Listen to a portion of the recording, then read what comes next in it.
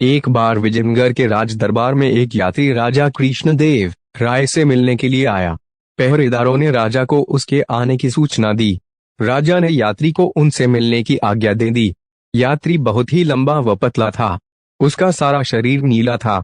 वह राजा के सामने सीधा खड़ा होकर बोला, महाराज, मैं नील देश का नीलकेतु हूँ और इस समय मैं विश्व भ्रमण पर निकला हुआ हूँ। अनेक देशों की यात्रा करते हुए मैं यहाँ पहुंचा हूँ। घूमते हुए मैंने अनेक देशों में विजयनगर और आपके न्यायपूर्ण शासन व उदार स्वभाव के बारे में बहुत कुछ सुना। अतः मेरे मन में विजयनगर और आपको देखने व जानने की उत्सुकता और भी बढ़ गई।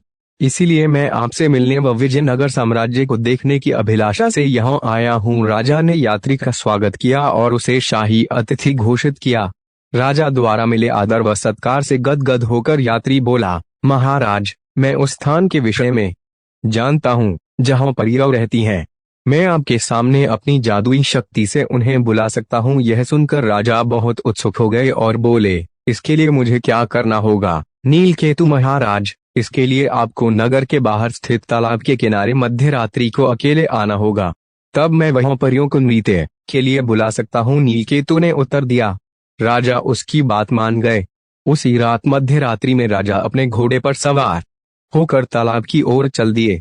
वह पुराने किले से घिरा हुआ एक बहुत बड़ा तालाब था। राजा के वहां पहुंचने पर नीलकेतु पुराने किले से बाहर निकला और बोला, स्वागत है महाराज, आपका स्वागत है।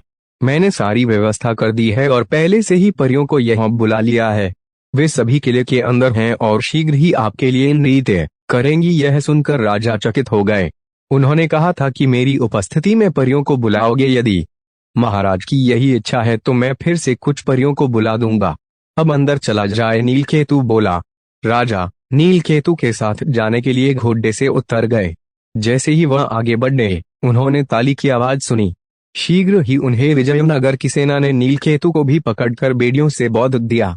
यह सब क्या है और यह हो क्या रहा है? राजा ने आश्चर्य से पूछा। तभी तेनालीराम पेड़ के पीछे से निकला और बोला, महाराज, मैं आपको बताता हूँ कि यह सब क्या हो रहा है।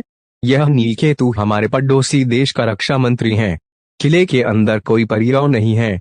वास्तव में इसके देश के सिपाही ही वहां परियों के रूप में छिपे हुए हैं। अपने नकली परों में उन्होंने अपने हथियार छिपाए हुए हैं।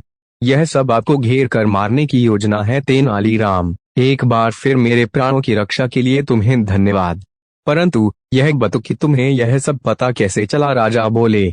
तेनालीराम ने उत्तर दिया, महाराज, जब यह नीलकेतु दरबार में आया था तो इसने अपने शरीर को नीले रंग से रंगा हुआ था, परंतु यह जानकर कि विजयनगर का दरबार बुद्धिमान दरबारियों से भरा हुआ है, यह घबरा गया तथा पसीने पसीने हो गया। पसीने के कारण इसके शरीर के कई अंगों पर से नीला रंग हट गया तथा इसके शरीर का वास्तविक रंग दिखाई देने लगा। मैंने अपने सेवकों को इसका पीछा करने के लिए कहा। उन्होंने पाया कि ये सब यह आपको मारने की योजना बना रहे हैं। राजा तेनालीराम की सतर्कता से प्रभावित हुए और उसे पुनः